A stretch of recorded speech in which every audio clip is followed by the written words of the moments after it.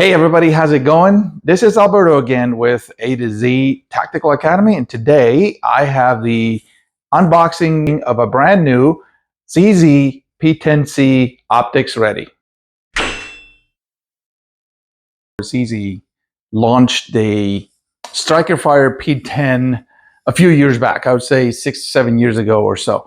But back then it did not come with a optic ready slide, right? So if you had the desire to put a red dot or a pistol mounted optic, if you will, you had to go and take that slide to get machined by somebody who already knew everything about the CZ P10C, right? Otherwise they could ruin it. So there were a few shops doing it. Cajun Gunworks comes to mind. There was others out there.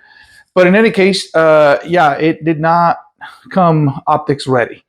In 2023, kind of towards the end of 2023, the pistol got relaunched now with an optics ready slide. So that's what I got. So is the CZ P10C still relevant in 2024 since it's a 7-8-year-old pistol? Absolutely. And in my opinion, without even having taken it out of the box yet, I've tested a friend of mine's CZ a few weeks ago. The trigger out of the factory is fantastic, right? It resembles a lot of features of the Glock. Same disassembly procedure as the Glock. With that, let's unbox this thing. Here it is. It comes in a very typical CZ box. Pretty much every CZ I've ever purchased comes in kind of the similar box, if you will. To open it, just gonna lift the tabs, push right here in the center and lift it open. So what comes with it is the mandatory padlock here, which very few people actually use. The user manual for the pistol. Highly encourage you to read the manual of every pistol you purchase. Don't assume that all the functions are identical, even if you are very familiar with pistol operations. The other thing is it comes with two 15-round magazines, the exchangeable back straps to accommodate smaller or larger hands. My hands are very large, so I'll probably be changing that, and the little tools to get that done. Comes with a brush and a cleaning rod, I guess. And of course, here is the pistol. Ergonomically, it feels fantastic. It kind of similar feel to a Glock that's already kind of been upgraded a little bit. The front sight and rear sight are metal, and they have the 3 dots with that phosphorescent element that captures light and bright. It lights up for a few minutes. This slide is optics ready, so here's the optic plate, if you will. It's a very low cut, and with these sights being so high, I bet you that it's going to co-witness once I mount my red dot. I'm kind of looking forward to that.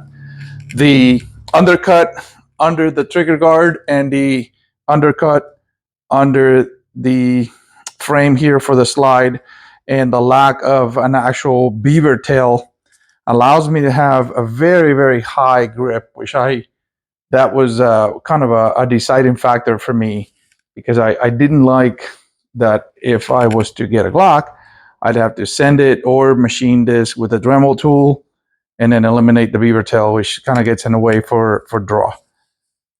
Field stripping of the CZ P10Z is identical to the one of the Glock. So safety check this thing. Nothing in the chamber, no magazine, right? So that's step 1. Step 2, you press the trigger. Step 3, you kind of set this back a little bit and pull the tabs on both sides at the same time, and this comes off. So that's field stripping. Setting the frame aside, I can see the guide rod is plastic with a capture spring. I'm probably going to look for an aftermarket for this, because I would like to have a tungsten rod or something a little heavier on the front. We'll see. I haven't fired it yet, so we'll see how bad it recoils or not. This is the barrel. It just kind of slides in and locks in place. So to reassemble it, you place the barrel back in there. You'll see kind of like a semicircle right in there. That's where this part of the guide rod would be. The smaller part goes towards the front. The bigger part goes towards the lugs in the barrel. Just kind of set it there. It's very easy to put together. And once you get the frame, you literally just slide it in like this and rack it, and it's done. So same disassembly procedure as with a Glock. I'm looking forward to fire this because the trigger is fantastic. This is the trigger safety. It's a plastic trigger, but this is the trigger safety. So there's the slack of the trigger. And then here is the crisp break. And then once you rack it, here's the reset. Very audible, very tactile. It almost pushes your finger out. And then here's the next fire, right? So very good trigger out of the factory. Yeah, I'm looking forward to testing this. The magazine release is interchangeable from side to side if you're a lefty. So when I go test fire, I'm going to test fire it as it is with iron sights. But this pistol will actually receive a couple of upgrades that I'm already thinking of. I talked about the guide rod. I'm going to look for an aftermarket tungsten guide rod. I am going to put a red dot on this. And I'm also waiting for a striker control device, which I will install in this pistol. There is a company right now developing one that will come out for sale soon. And it will function identical to the one that Langdon Tactical is currently manufacturing and selling for Glock pistols, right? So what it does is that the back plate, if you will, when you start moving the trigger rearward, this back plate will just swing out. And what that allows you to do is put your thumb over it when you're reholstering and be able to sense if the trigger is moving rearward or not. Doesn't affect the functions of the pistol. It doesn't get in the way of anything, but it's an extra layer of safety on a pistol that doesn't have anything outside to block the travel of the trigger other than this little dingus here, right? And of course, this will stop the movement of the trigger by inertia.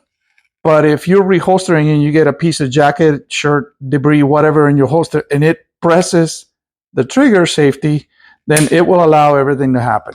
So this is a good idea, a good upgrade to have. I, in my opinion, think that everybody that has a Glock should put one of those things in there. And once the one for the P10C comes out to market, yeah, everybody with a P10C should put one in there as well.